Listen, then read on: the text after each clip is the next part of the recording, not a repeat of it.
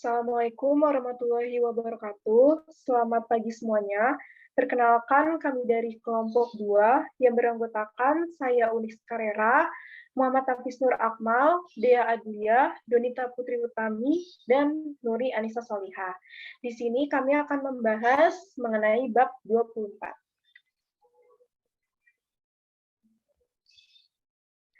Bab 24. Setelah mempelajari bab ini, Anda diharapkan dapat yang pertama, mendeskripsikan kegunaan dan format laporan arus kas. Yang kedua, menyiapkan laporan arus kas. Yang ketiga, membandingkan metode langsung dan tidak langsung dalam menghitung arus kas bersih dari operasi kegiatan. Yang keempat, mendiskusikan masalah khusus dalam menyusun laporan arus kas. Dan yang kelima, menjelaskan penggunaan lembar kerja dalam menyusun laporan arus kas.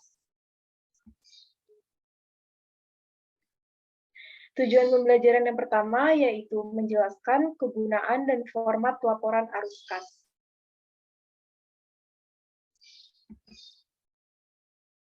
Tujuan utama dari laporan arus kas adalah untuk memberikan informasi tentang perusahaan, penerimaan kas, dan pembayaran kas selama satu periode.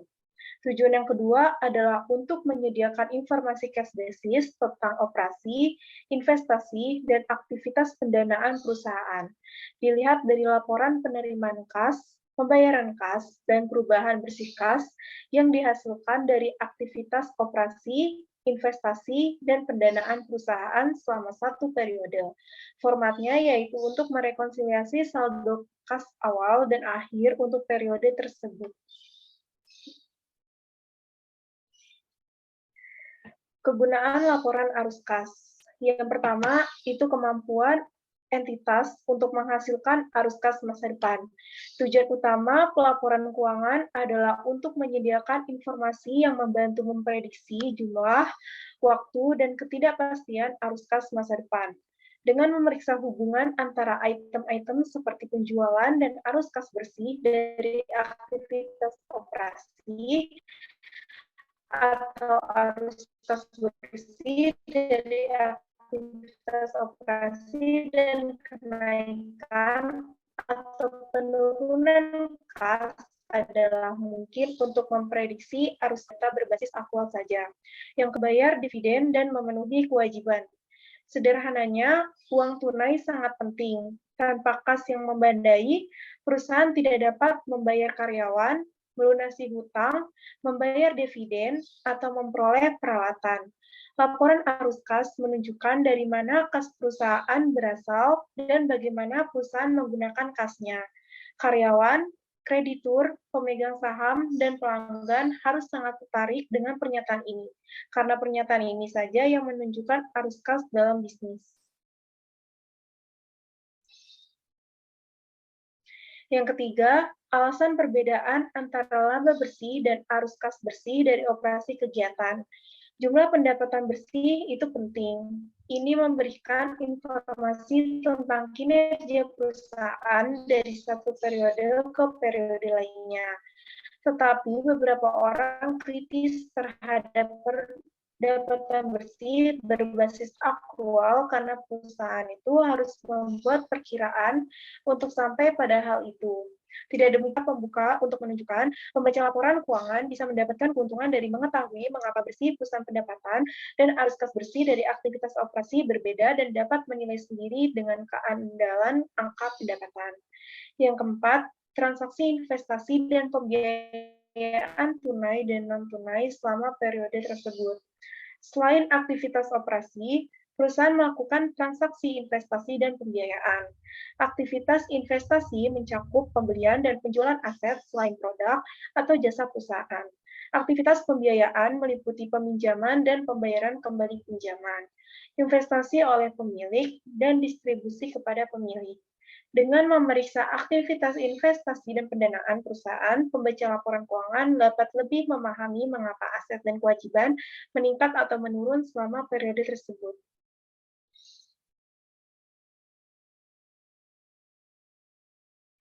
Klasifikasi arus kas. Laporan arus kas mengklasifikasikan penerimaan dan pengeluaran kas menurut aktivitas operasi, investasi, dan pendanaan. Ciri-ciri transaksi dan peristiwa lain dari masing-masing jenis kegiatan adalah sebagai berikut. Yang pertama, aktivitas operasi melibatkan efek kas dari transaksi yang masuk ke dalam penentuan laba bersih, seperti penerimaan kas dari penjualan barang dan jasa, dan pembayaran tunai kepada pemasok dan karyawan untuk perolehan, persediaan, dan beban. Jumlah arus kas yang timbul dari aktivitas operasi merupakan indikator utama sejauh mana operasi entitas telah menghasilkan arus kas yang cukup untuk membayar pinjaman, memelihara kemampuan operasi entitas, membayar dividen, dan melakukan investasi baru tanpa bantuan pihak luar, sumber dari pembiayaan. Yang kedua, kegiatan investasi umumnya melibatkan aset tidak lancar yang mencangkup, yaitu membuat dan menagih pinjaman, dan memperoleh serta melepaskan investasi dan aset produktif berumur panjang. Pengungkapan terpisah arus kas yang timbul dari aktivitas investasi adalah penting karena arus kas mencerminkan sejauh mana pengeluaran telah dilakukan untuk sumber daya yang dimaksudkan untuk menghasilkan pendapatan dan arus kas masa depan. Yang ketiga, aktivitas pendanaan melibatkan pos kewajiban dan ekuitas, dan termasuk memperoleh kas dari kreditur dan membayar kembali jumlah yang dipinjam, serta memperoleh modal dari pemilik dan memberi mereka pengembalian, dan pengembalian investasi mereka. Pengungkapan kas terpisah arus yang timbul dari aktivitas pendanaan itu penting, karena berguna dalam memprediksi klaim atas arus kas masa depan oleh penyedia modal untuk perusahaan.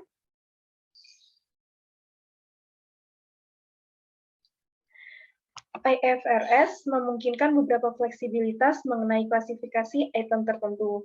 Bunga dan dividen yang dibayarkan dapat diklasifikasikan sebagai operasi atau pembiayaan tergantung pada perlakuan apa yang menurut perusahaan itu paling tepat. Demikian pula, bunga dan dividen yang diterima dapat diklasifikasikan sebagai operasi atau investasi.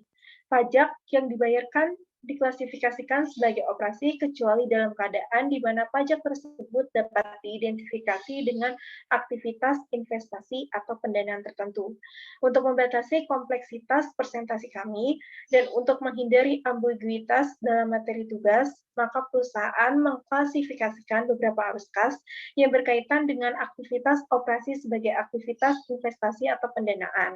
Misalnya, perusahaan itu mengklasifikasikan total kas yang diterima dari penjualan properti, pabrik, dan peralatan itu sebagai aktivitas investasi. Maka, oleh karena itu, penjualan aset tersebut tidak dianggap sebagai aktivitas operasi, karena perusahaan harus menghilangkan keuntungan atau kerugian yang timbul dari pelepasan aset ini untuk mendapatkan arus kas bersih dari operasi kegiatan. Demikian juga pembayaran untuk lunasi hutang adalah arus kas pembiayaan dan harus diklasifikasikan sebagai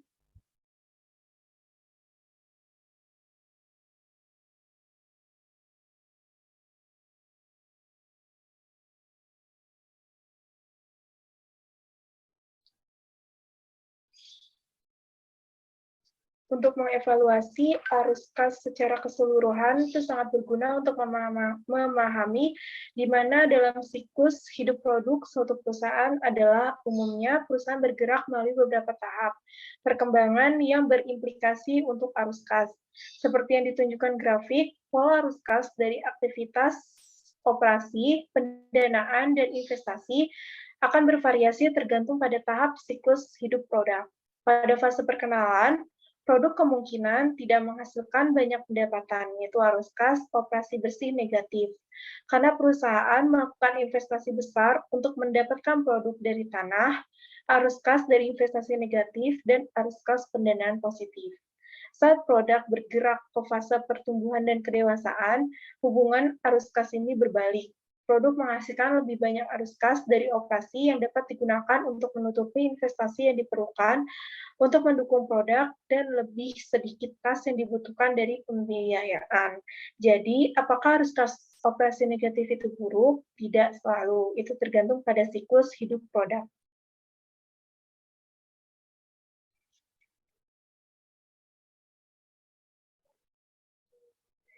Untuk format laporan arus kas, 3 aktivitas yang kita diskusikan di atas merupakan format umum dari laporan arus kas.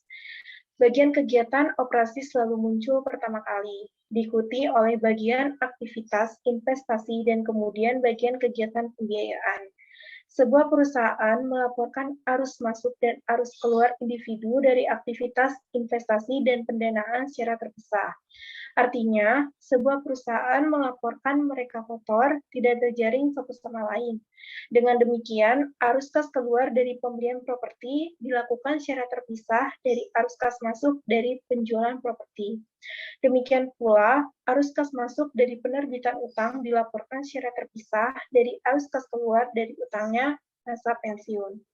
Kenaikan atau penurunan bersih kas yang dilaporkan selama periode tersebut itu harus merekonsiliasi saldo kas awal dan akhir seperti yang dilaporkan dalam laporan posisi keuangan komparatif.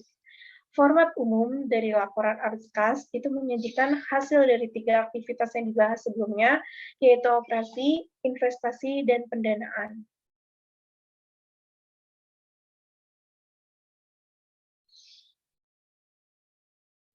Kategori kegiatan operasi adalah yang paling penting. Ini menunjukkan uang tunai yang disediakan oleh operasi perusahaan.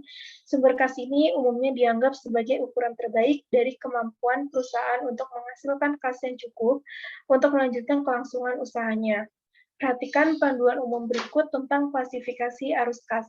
Yang pertama, aktivitas operasi itu melibatkan pos-pos laporan laba rugi.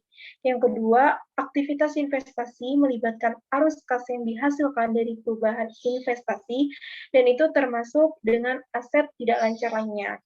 Yang ketiga, aktivitas pendanaan melibatkan arus kas yang dihasilkan dari perubahan ekuitas dan kewajiban tidak lancar item lainnya. Selanjutnya akan dibahas oleh Akmal.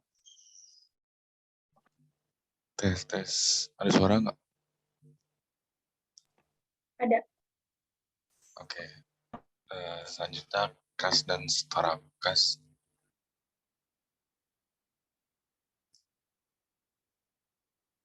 Dasar yang direkomendasikan oleh IASB untuk laporan arus kas sebenarnya adalah kas dan kas setara. IFRS mengharuskan komponen kas dan setara kas dilaporkan setiap periode. 3 setara kas adalah investasi jangka pendek yang sangat liquid, yang keduanya mudah dikonversi menjadi uang tunai dalam jumlah tertentu dan begitu dekat dengan kedewasaannya sehingga mereka menghadirkan risiko perubahan nilai yang tidak signifikan. Misalnya karena perubahan dalam suku bunga. Umumnya hanya investasi dengan jatuh tempo awal 3 bulan atau kurang yang memenuhi syarat menurut definisi ini. Contoh setara kas adalah tagihan treasury, surat berharga, dan dana pasar uang yang dibeli dengan uang tunai yang melebihi kebutuhan mendesak. Investasi ekuitas dikeluarkan dari setara kas kecuali secara substansi setara kas. Meskipun kami menggunakan istilah uang tunai sepanjang diskusi dan ilustrasi kita, yang kita maksud adalah kas dan setara kas ketika melaporkan arus kas dan kenaikan atau penurunan bersih kas.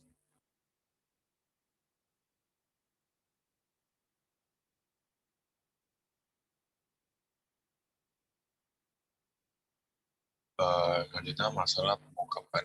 Tujuan pembelajaran kedua itu diskusikan persyaratan mengungkapkan untuk transaksi pihak berelasi, peristiwa kemudian, segmen bisnis utama, dan pelaporan interim. Mengungkapkan transaksi atau peristiwa khusus transaksi pihak terkait kesalahan dan penipuan menimbulkan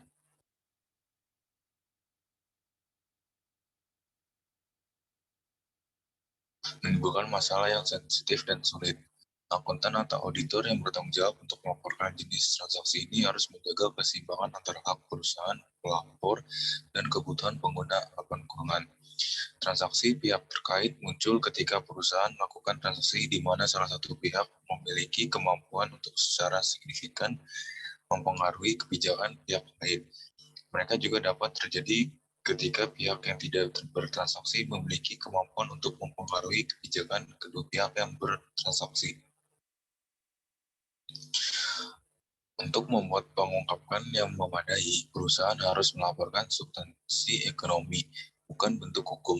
Dari transaksi ini, IFRS mensyaratkan pengungkapan minimum berikut atas transaksi pihak terkait yang material.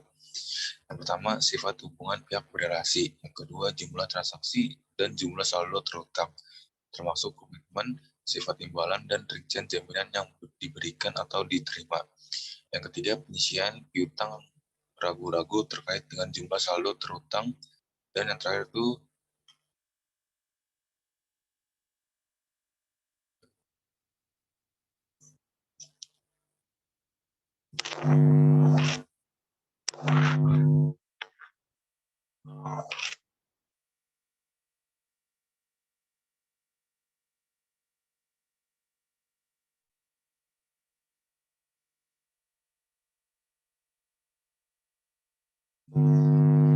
beban yang diakui selama periode sehubungan dengan piutang tak tertagih atau piutang ragu-ragu dari pihak berrelasi.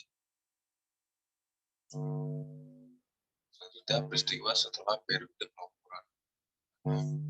Catatan atas laporan keuangan harus menjelaskan setiap peristiwa keuangan signifikan yang terjadi setelah tanggal laporan posisi keuangan resmi. Tetapi sebelum laporan tersebut diotorisasi untuk diterbitkan, selanjutnya disebut sebagai tanggal pengesahan. Peristiwa ini disebut sebagai peristiwa setelah tanggal pelaporan atau peristiwa setelahnya. Ilustrasi 24.4 menunjukkan diagram waktu dari ketiga peristiwa berikutnya.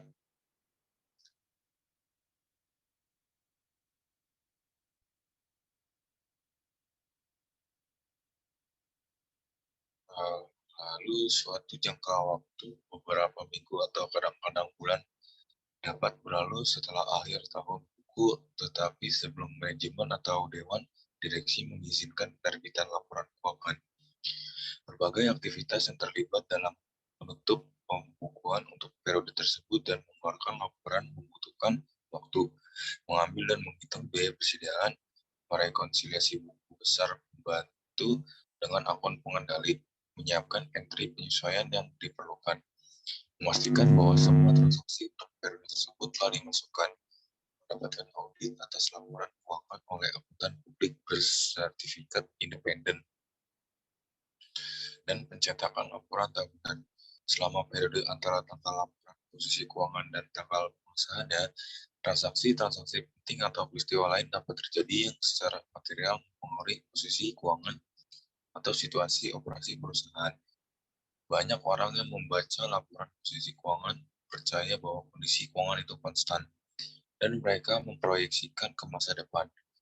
Namun, pembaca harus diberitahu jika perusahaan telah mengalami perubahan yang signifikan, misalnya menjual salah satu pabriknya, mengakuisisi anak perusahaan,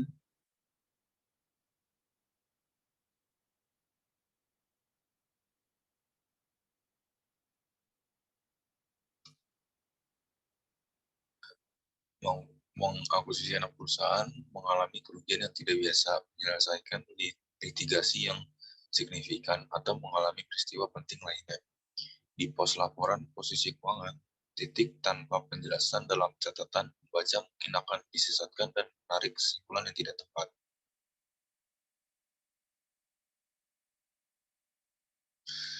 Dua jenis peristiwa atau transaksi yang terjadi setelah tanggal laporan posisi keuangan mungkin memiliki dampak material terhadap laporan keuangan atau mungkin memerlukan pengungkapan agar pembaca dapat menafsirkan laporan ini secara akurat. Yang pertama, peristiwa yang memberikan bukti tambahan tentang kondisi yang ada pada tanggal laporan posisi keuangan, termasuk estimasi yang melekat dalam proses penyusunan laporan keuangan. Ini disebut sebagai peristiwa kemudian yang disesuaikan dan memerlukan penyesuaian terhadap laporan keuangan. Semua informasi tersedia sebelum tanggal pengesahan laporan keuangan, membantu investor dan kreditur mengevaluasi estimasi sebelumnya. Mengabaikan peristiwa selanjutnya adalah mengabaikan peluang untuk meningkatkan keakuratan laporan keuangan. Jenis peristiwa pertama ini mencakup informasi yang akan dicatat oleh akuntan dalam akun seandainya informasi tersebut diketahui pada tanggal laporan posisi keuangan. Misalnya, jika kerugian piutang usaha akibat kebangkrutan pelanggan setelah tanggal laporan posisi keuangan, perusahaan menyesuaikan laporan keuangan sebelum diterbitkan. Kebangkrutan berasal dari kesehatan keuangan pelanggan yang buruk yang ada pada tanggal laporan posisi keuangan. Kriteria yang sama berlaku untuk penyelesaian litigasi. Perusahaan harus menyesuaikan laporan keuangan jika peristiwa yang menimbulkan litigasi, seperti cedera pribadi atau pelanggaran paten, terjadi sebelum tanggal laporan posisi keuangan. Yang kedua, peristiwa yang memberikan bukti tentang kondisi yang tidak ada pada tanggal laporan posisi keuangan, tapi muncul setelah tanggal tersebut. Peristiwa ini disebut sebagai peristiwa kemudian yang tidak disesuaikan dan tidak memerlukan penyesuaian laporan keuangan. Sebagai ilustrasi, kerugian akibat kebakaran atau kebanjiran pelanggan setelah tanggal laporan posisi keuangan tidak mencerminkan kondisi yang ada pada tanggal tersebut. Dengan demikian, penyesuaian laporan keuangan tidak diperlukan. Perusahaan tidak boleh mengakui peristiwa kemudian yang memberikan bukti tentang kondisi yang tidak ada pada tanggal laporan posisi keuangan, tapi muncul setelah tanggal laporan posisi keuangan. Berikut ini adalah contoh peristiwa kemudian yang tidak disesuaikan. Pertama, kombinasi bisnis utama setelah periode laporan atau pelepasan anak perusahaan utama. Yang kedua, mengumumkan rencana untuk menghentikan suatu operasi atau untuk memulai pelaksanaan restrukturisasi besar-besaran. Yang ketiga, pembelian dalam aset jumlah besar, pelepasan aset lainnya, atau pengambilan aset utama oleh pemerintah, rusak pabrik produksi utama atau persediaan oleh kebakaran atau bencana alam setelah periode pelaporan. Yang kelima, transaksi saham bisnis utama dan transaksi potensial saham biasa setelah periode pelaporan perubahan besar yang tidak normal. Setelah periode pelaporan dalam aset harga, nilai tukar, mata uang asing atau pajak. Yang terakhir, membuat komitmen signifikan atau kewajiban kontingensi, misalnya dengan menerbitkan jaminan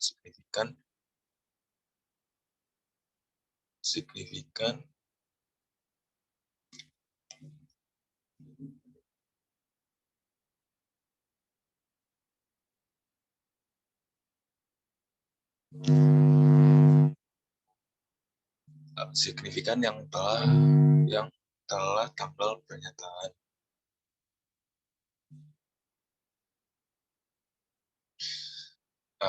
Lalu laporan untuk perusahaan diverifikasi konglomerat.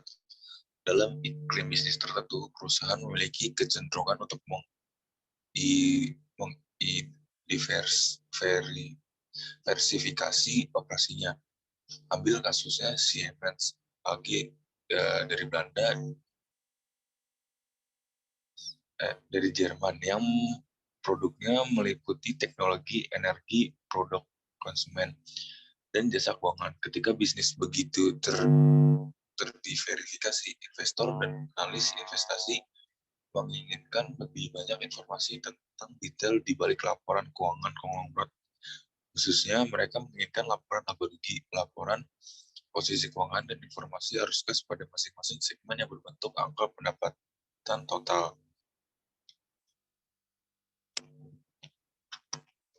Perusahaan selalu agak ragu untuk mengungkapkan data tersegmentasi karena berbagai alasan. Pertama, tanpa pengetahuan yang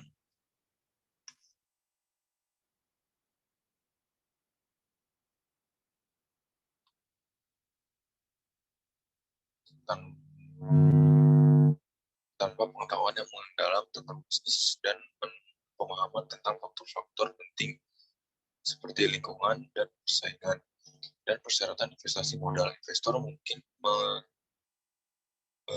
meminimalkan informasi tersegmentasi tidak berarti atau bahkan mungkin menarik kesimpulan yang tidak tepat tentang pendapatan segmen yang dilaporkan. Dua, mengungkapkan tambahan dapat membantu pesaing, serikat pekerja, pemasok, dan badan pengatur pemerintah tertentu, dan dengan demikian merugikan perusahaan pelapor. Yang ketiga, mengungkapkan tambahan dapat mencegah manajemen mengambil risiko bisnis yang cerdas, karena segmen yang melaporkan kerugian atau pendapatan yang tidak memuaskan dapat menyebabkan ketidakpuasan pemegang saham terhadap manajemen. Yang keempat, variasi yang luas di antara perusahaan dalam pilihan segmen, alokasi biaya, dan masalah kompetensi lainnya membatasi kegunaan informasi tersegmentasi. Yang kelima, investor berinvestasi di perusahaan secara keseluruhan dan bukan di segmen tertentu, dan tidak peduli bagaimana kinerja segmen manapun jika kinerja keseluruhan memuaskan. Yang keenam, masalah teknis tertentu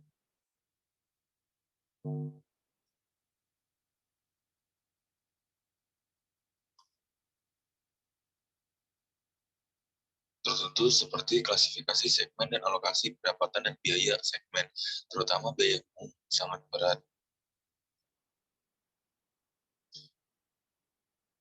Selanjutnya dibaca oleh Dea.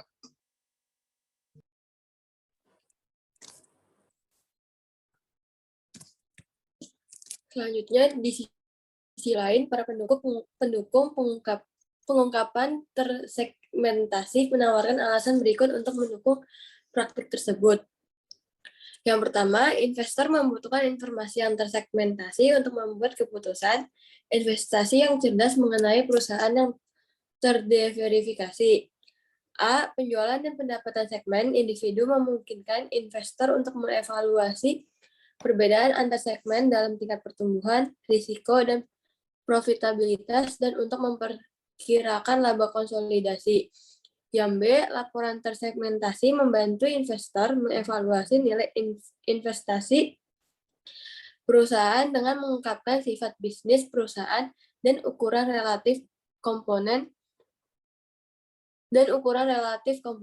Yang kedua, tidak adanya pelaporan tersegmentasi oleh perusahaan yang diverifikasi dapat menempatkan pesaing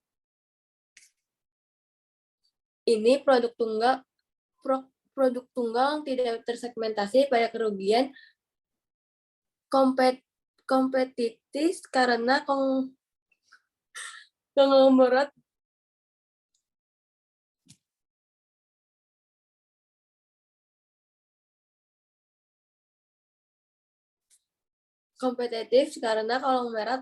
konglomerat dapat mengaburkan informasi yang harus diungkapkan oleh pesaingnya.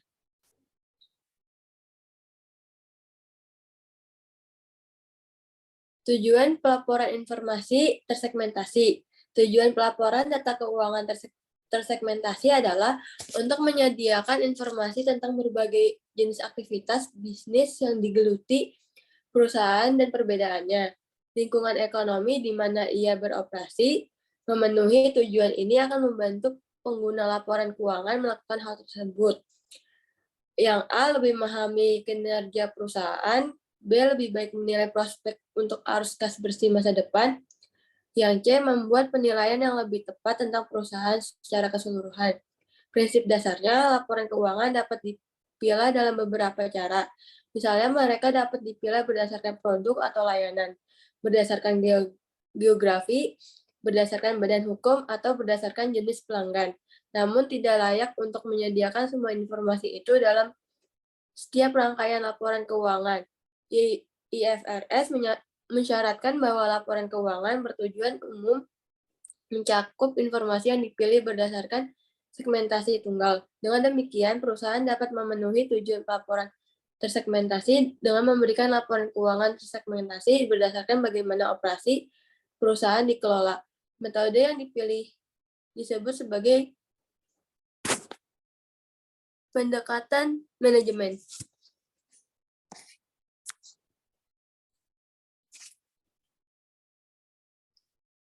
Mengidentifikasi segmen operasi. Segmen operasi adalah komponen dari suatu perusahaan. Yang A itu terlibat dalam kegiatan bisnis dari mana ia memperoleh pendapatan dan menimbulkan biaya. Yang B, yang hasil operasinya dikaji ulang secara berkala oleh mengambil keputusan operasional perusahaan untuk menilai kinerja segmen dan mengalokasikan sumber daya ke segmen tersebut. Untuk yang C, informasi keuangan terpisah tersedia yang dihasilkan oleh atau berdasarkan sistem pelaporan keuangan internal. Untuk prinsip pengukuran, prinsip akuntansi yang digunakan perusahaan untuk pengungkapan segmen tidak harus sama dengan prinsip yang mereka gunakan untuk menyusun laporan konsolidasi. Fleksibilitas ini pada awalnya mungkin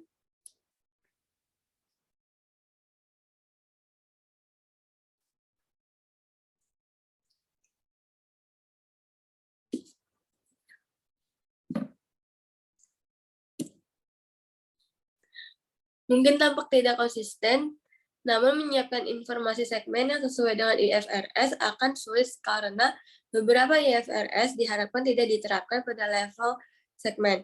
Contohnya termasuk akuntansi untuk biaya program imbalan kerja di seluruh perusahaan dan akuntansi untuk pajak penghasilan di perusahaan yang mengajukan pengembalian pajak konsolidasi dengan segmen di yurisdiksi pajak yang berbeda.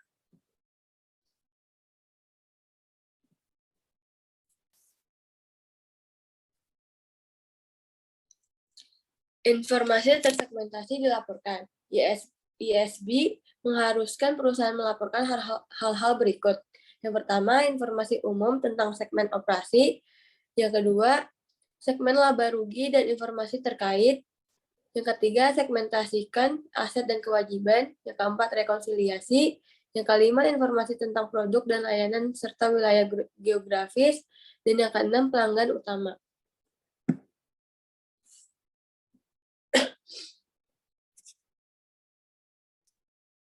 Selanjutnya, permulaan kami. Bagaimana kami mulai presentasi adalah alat yang dapat digunakan sebagai media penyampaian.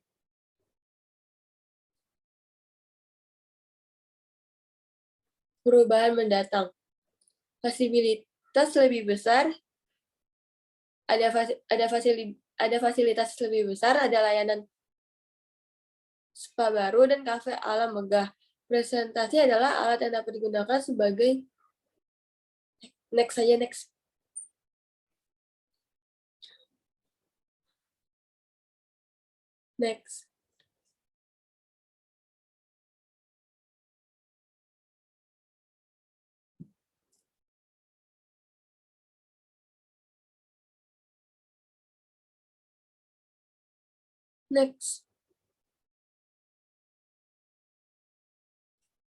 Tujuan pembelajaran. Jelaskan masalah pelaporan lain yang terkait dengan penerapan pengungkapan.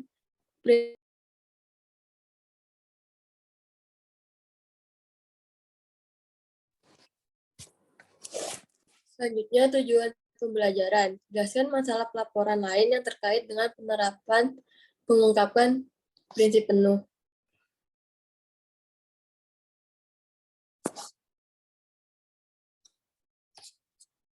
Pelaporan perakiraan dan proyeksi keuangan.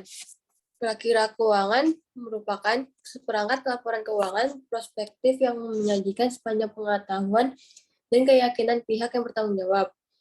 Posisi keuangan yang diharapkan, hasil operasi, dan arus kas. Pihak yang bertanggung jawab mendasarkan perakiraan keuangan pada kondisi yang diharapkan. Ada dan tindakan yang harus dilakukan mengharapkan untuk mengambil.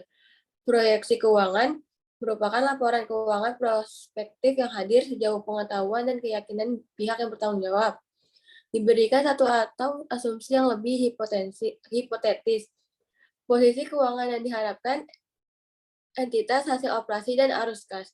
Pihak yang bertanggung jawab berdasarkan proyeksi keuangan pada kondisi yang diharapkan akan ada dan tindakan yang diharapkan akan diambil diberikan satu atau lebih asumsi hipotetis.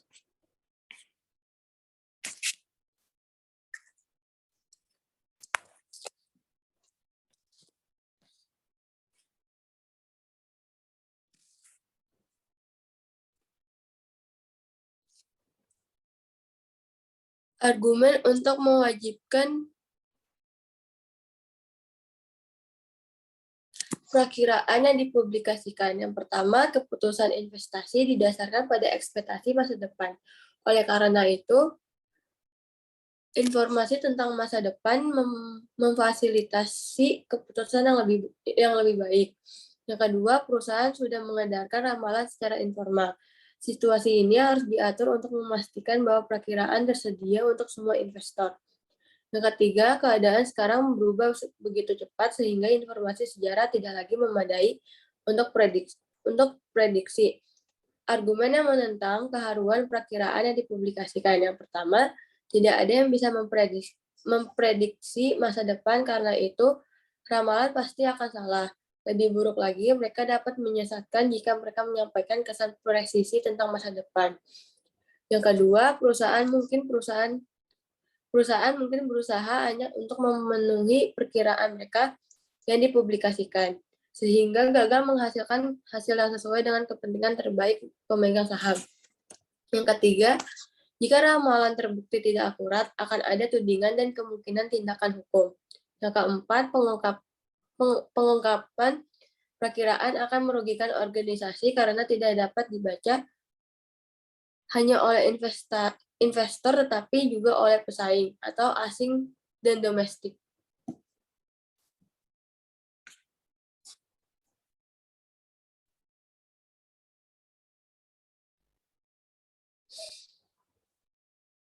Standar auditing menetapkan pedoman untuk persiapan dan penyajian laporan keuangan, perakiraan, dan proyeksi. Mereka mengharuskan akuntan untuk memberikan satu ringkasan signifikan asumsi yang digunakan dalam perakiraan atau proyeksi. Dan yang kedua, pedoman penyajian minimum. Untuk mendorong manajemen mengungkapkan informasi keuangan prospektif, beberapa pasar regulator telah menetapkan aturan pelabuhan yang aman. Ini memberikan perlindungan kepada perusahaan yang menyajikan ramalan yang salah. Selama perusahaan menyiapkan ramalan dengan alasan yang masuk akal dan mengungkapkan dengan etikat baik.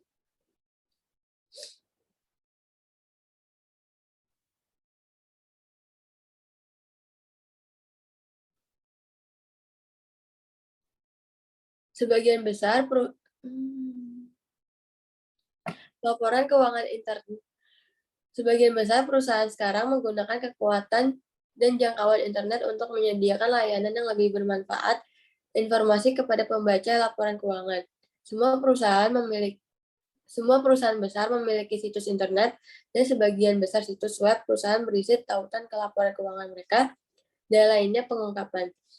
Popularitas pelaporan semacam itu tidak mengherankan, karena perusahaan dapat mengurangi biaya pencetakan dan penyebaran laporan kertas dengan menggunakan pelaporan internet. Apakah pelaporan keuangan internet meningkatkan kegunaan laporan keuangan perusahaan? Iya, dalam beberapa cara. Yang pertama, penyebaran laporan melalui internet memungkinkan perusahaan untuk berkomunikasi lebih mudah dan cepat dengan pengguna daripada laporan kertas tradisional. Selain itu, pelaporan internet memungkinkan pengguna memanfaatkan alat seperti pencarian mesin dan hyperlink untuk dengan cepat menemukan informasi tentang perusahaan dan terkadang untuk unduh informasi untuk analisis mungkin dalam spreadsheet komputer.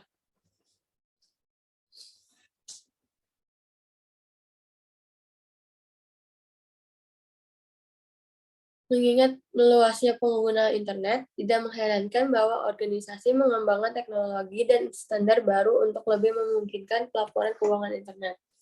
Sebuah contoh, meningkatnya penggunaan Extensible Business Reporting Launch XBRL, bahasa komputer yang diadaptasi dari komputer internet. Ini menandai data akuntansi item pelaporan keuangan yang dilaporkan dalam laporan posisi keuangan, laporan laba rugi, laporan arus kas, dan bahkan catatan atas laporan pernyataan keuangan.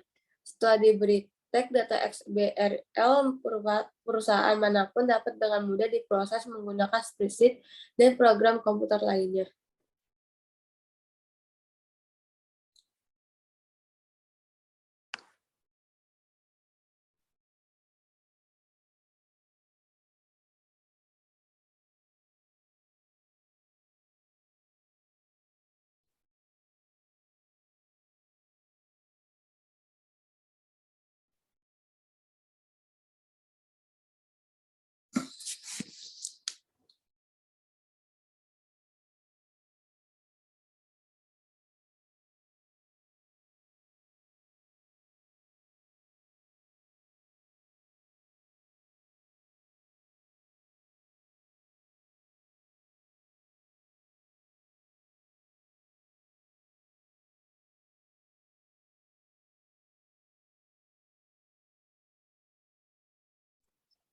Selanjutnya, pelaporan penipuan keuangan.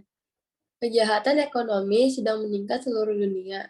Sebuah survei global terhadap lebih dari 6.000 eksekutif dari 54 negara mendokumentasikan jenis-jenis kejahatan ekonomi seperti yang ditujukan pada gambar berikut.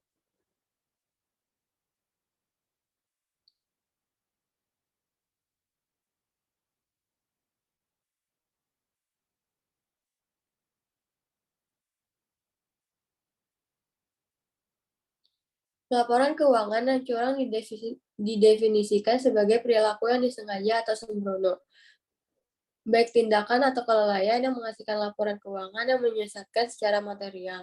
Penipu pelaporan dapat melibatkan distorsi besar dan disengaja dari catatan perusahaan, seperti persediaan menghitung teks atau kesalahan penerapan kebijakan akuntansi, seperti kegagalan untuk mengungkapkan materi transaksi.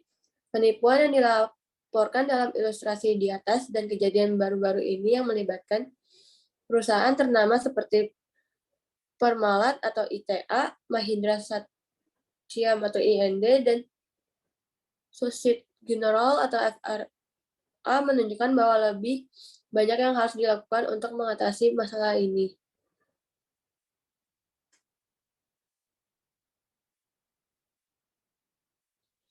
Penyebab pelaporan keuangan kecurangan.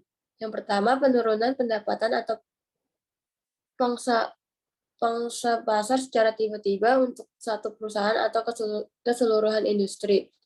Yang kedua, tekanan anggaran yang tidak realistis dapat terjadi ketika kantor pusat secara sewenang-wenang menentukan tujuan laba, khususnya untuk hasil jangka pendek, anggaran dan tanpa dengan mempertimbangkan kondisi yang sebenarnya. Yang ketiga, tekanan keuangan akibat rencana bonus yang bergantung pada jangka pendek performa ekonomi. Tekanan ini sangat akurat ketika bonus komponen penting dari total kompensasi individu.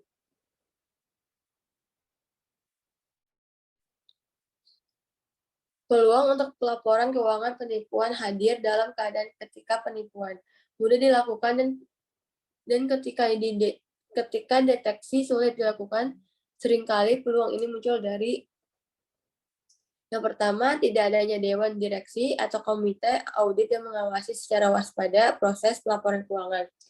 Yang kedua, kontrol akuntansi internal yang lemah atau tidak ada. Keadaan ini dapat terjadi karena misalnya ketika sistem pendapatan perusahaan kelebihan beban sebagai akibat dari perluasan penjualan, akuisisi divisi baru, atau masuk ke divisi baru yang tidak dikenal bidang usaha. Yang ketiga, transaksinya tidak biasa atau kompleks seperti konsolidasi dua perusahaan, divestasi atau penutupan operasi tertentu, dan pembelian dan penjualan derivatif instrumen. Yang keempat, estimasi akuntansi membutuhkan penilaian subjektif yang signifikan oleh perusahaan manajemen, seperti penyisian kerugian pinjaman dan estimasi liabilitas untuk biaya garansi. Yang kelima, staf audit internal tidak efektif akibat jumlah staf yang tidak memadai dan lingkup audit yang terbatas.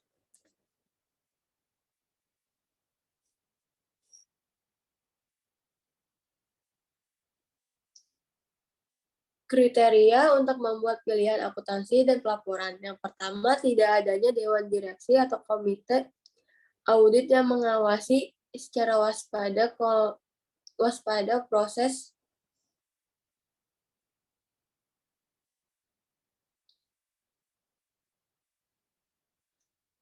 pelaporan keuangan.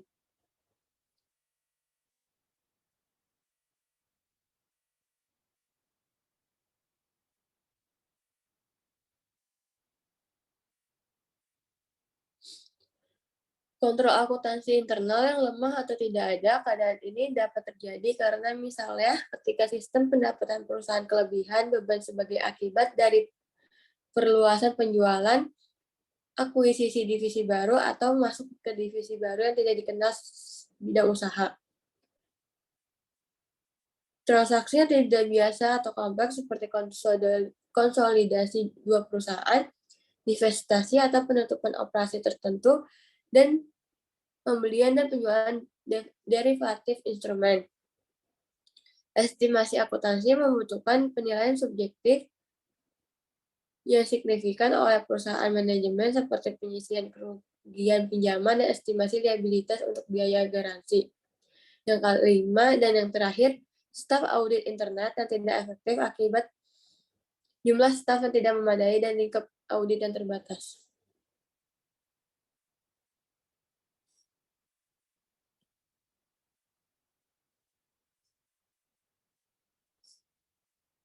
Selanjutnya akan dibahas oleh Donita.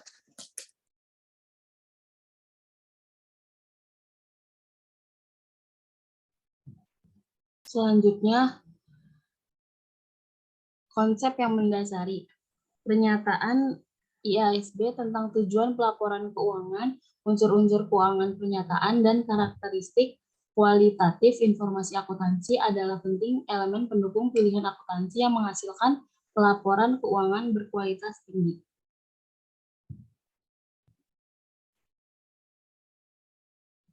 Tujuan pembelajaran 5. Jelaskan analisis laporan keuangan. Presentasi adalah alat yang dapat digunakan sebagai media penyampaian. Next. Analisis laporan keuangan dasar. Pemegang obligasi atau bond holders di sisi lain lebih melihat ke indikator jangka panjang, seperti struktur modal perusahaan, pendapatan masa lalu dan proyeksi, dan perubahan posisi keuangan. Pemegang saham atau shareholders sekarang atau calon juga tertarik pada banyak fitur dipertimbangkan oleh kreditur jangka panjang sebagai pemegang saham. Anda akan fokus pada pendapatan gambar karena perubahan di dalamnya sangat mempengaruhi harga pasar investasi Anda. Kamu juga akan peduli dengan posisi keuangan perusahaan karena mempengaruhi secara tidak langsung stabilitas pendapatan. Next.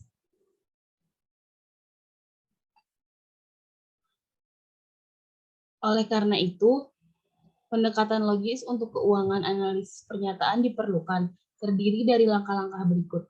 Yang pertama, ketahui pernyataan yang ingin Anda temukan jawabannya, seperti yang ditunjukkan sebelumnya. Berbagai kelompok memiliki jenis kepentingan yang berbeda dalam suatu perusahaan. Yang kedua, ketahui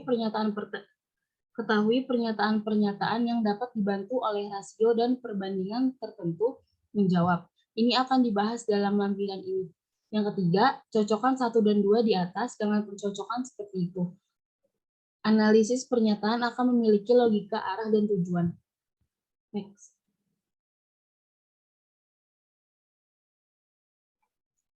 Jenis rasio utama. Yang pertama itu rasio likuiditas, ukuran kemampuan jangka pendek perusahaan untuk membayar jatuh temponya di kewajiban. Yang kedua, rasio aktivitas, ukuran seberapa efektif perusahaan menggunakan aset dipekerjakan. Yang ketiga, rasio profitabilitas, ukuran tingkat keberhasilan atau kegagalan perusahaan tertentu atau divisi untuk jangka waktu tertentu. Selanjutnya, rasio cakupan, ukuran tingkat perlindungan bagi kreditur, jangka panjang, dan investor.